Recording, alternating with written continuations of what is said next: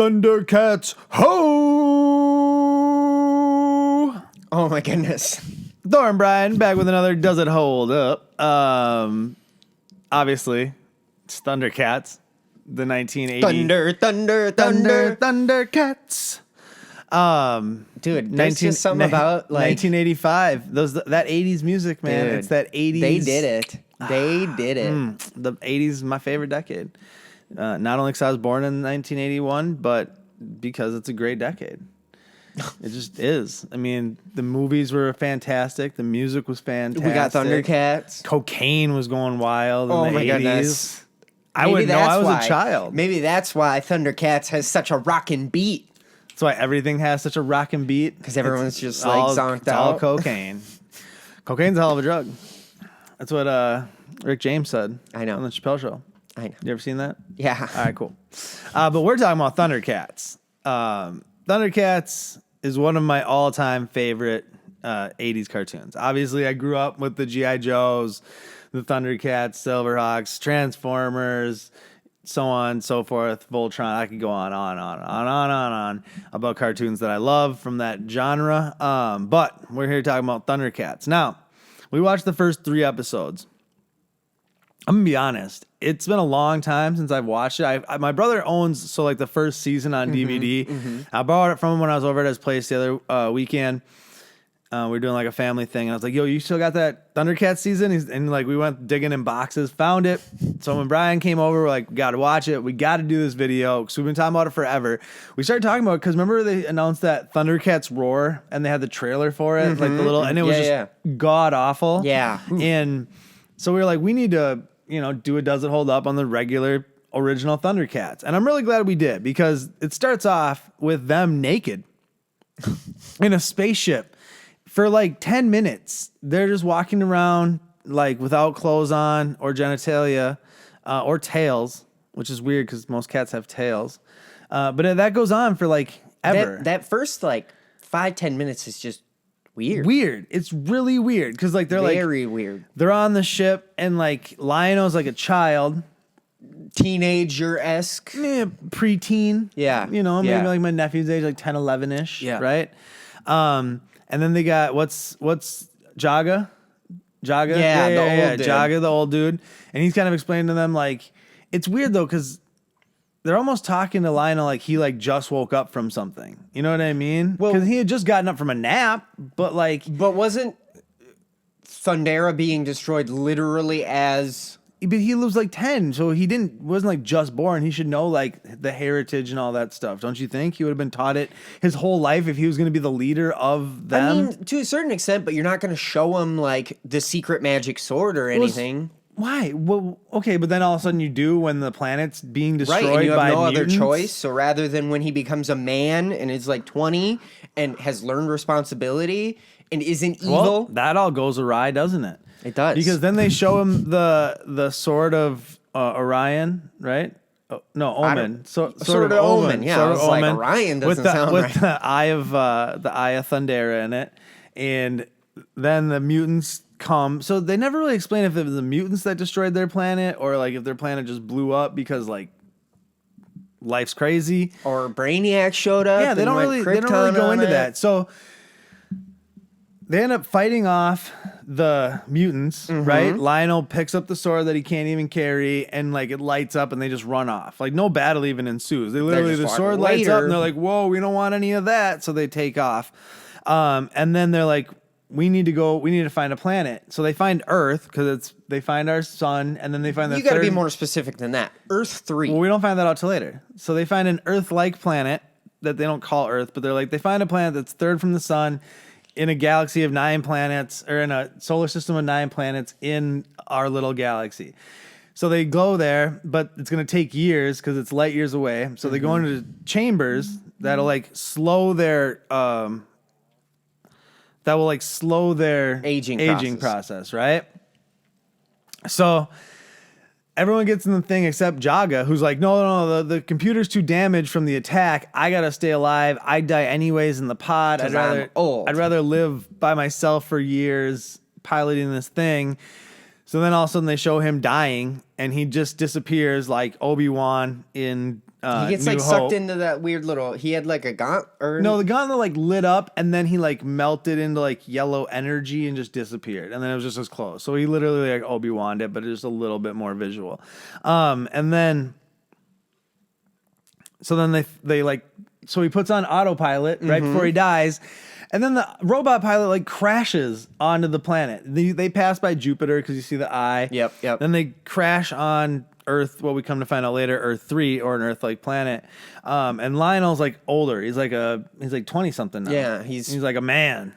a man. He's a man, except he hasn't. Man, you've grown, Lino. That was a creepy line from what, Tigra? Yeah. Yeah, that's super creepy. You seem a little too interested. Yeah. That 80s dialogue will always be, but it's still good. It's still goodness. So for some reason, of a whole fleet of mutants, only 3 follow.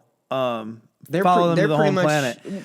My favorite part about the whole first two episodes was when they meet Mumm-Ra, because Mumm-Ra's like the main bad guy. I'm sure you've seen Thundercats, right? And like we all have fond memories of it. Share your fondest memory of Thundercats in the comment section below. But when they meet Mumm-Ra, and I was jokingly like, does Mumm-Ra just capture 3 aliens and then hold them hostage and turn them into his henchmen? And then he did it? That was like my favorite part of those first 2 episodes. Because I didn't really know that was going to happen, but I was like, this is the only way this could kind of play out.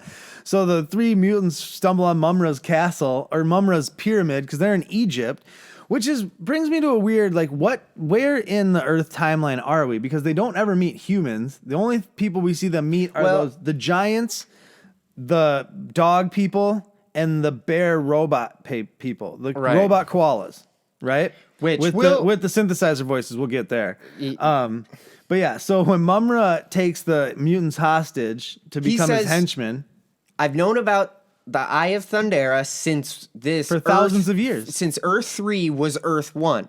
So what I'm implying from that statement is humans left Earth and formed Earth 2, and then left Earth 2 and formed Earth. Yeah. And basically downgraded each planet. So Mumm-Ra is left over from when Earth was the main planet and we left. But the Sphinx is there and the other pyramids are there. And then you have the Pyramid of Death is what we were calling it, right? Right. The black pyramid that's surrounded by the 4 posts or whatever. So yeah, it's pretty wild. It is very wild. Like those first couple episodes, the first 2 episodes, I'm just like, whoa, hold up super good. 3rd episode, yeah, they do. They held up really well, except for when Mumm-Ra goes to fight Lionel, right, to get the Eye of Thundera, and Lionel's on the ground cowering and pulls up the shield claw. Something like that. Glove shield, claw shield, something, which they just throw to him out of a box. Oh, let's back the trolley up, though, because the old man, Jaga, ends up telling them that on our planet, you could just be naked. But then he throws them on Thundera, right, on their planet, Thundera, they could just be naked. It was totally cool. But on the new planet you're going to, it's cool. It's dangerous and not cool. And not a good idea. Underwear for everyone. So he throws them onesies, and then he throws magic magic onesies. They pretty much freaking Sailor Moon into their outfits. And then they get nunchucks and weapons, the magical weapons. And all this, he's got a bag and he's just throwing magical items out of it. It's pretty impressive. Probably would have been pretty useful to use those magic weapons to prevent Thundera from being destroyed, but whatever. I mean, I probably would have broken out the magical defense things earlier in the battle. You know what I mean? Then it's over. I might as well pull these out now. But regardless, right? So Panthro, right? Panthro, yeah. Panthro, something like that. Chitara, Tigra. Wily Cat and Wily Kit, which, wow, really original. And then Snarf, who is, by God, the worst part of Thundercats. Absolutely horrible. There's some annoying, and Silverhawks is very similar to Thundercats, but they have a cab driver who's really annoying, but he's not in it a ton. He's the kind of a similar type of character, but he's much more tolerable. Does he say his name every 5 seconds? Yeah, he says yes. He does say something repeatedly, but he's it's not as bad. Snarf is the worst, the absolute worst. He ruins almost every second he's on screen for even like when he was scared of his shadow, and then he's like, what did he say? Like, I'm fierce. I have a fierce shadow or something like that. I don't even know. Like he did defeat done. a 2-horned Done. frickin' Rhino. rhinoceros. Yeah. So you got to give Snarf some credit, but he's just obnoxious, and his voice is so grating. Oh yeah. Not quite as bad as episode 3, the robot koalas. this. What were they is called? when we go from wow, I'm shocked at how well this TV show holds up to when's it over? Here's the thing, though. I think a lot of times the production value of like the first 2 episodes, like if you even look at like Transformers Generation 1, right? The first, like I think 2 episodes that are made at like a really high quality, like the animation even seems better. And then after that, they get you hooked. It just like straight downhill. I could forgive if straight it was downhill, just like but the animation went, but literally when we have to listen to guys who are important and trying to explain things to us, and their voice is Stephen Hawking talking into a fan, it's really, really hard. No, it's Stephen Hawking talking into a synthesizer. Like it's just rough. What were they called? I don't know. Robot pandas. Billbirds. You could whatever. glean anything from what they were saying, but they were awful. And then you could not hear. Yeah, you couldn't hear a word. I swear, one of them said "hell yeah." And there was complex politics to these guys. They're explaining There were. how they're a Right. pacifist-ish nation, but they want to defend themselves so they don't appear as cowards, so they can't let these dog people just steal the fruit, which the dog people don't eat. They don't eat those fruit. They have to get them to the giants, so the giants will let them eat the weird eucalyptus tree things that the dog people eat, and now the giants are going to be really mad that the dog people didn't get the fruit, but they don't want to just give them the fruit because then they'll look weak and cowardice. It just doesn't make any sense, and we're trying to learn all of this Through synthesizer, through like mumble voice. You know, it's like was it's too much. It's just too much. I couldn't handle it. By the time it was over, I was like, "Thank you. The torture is done.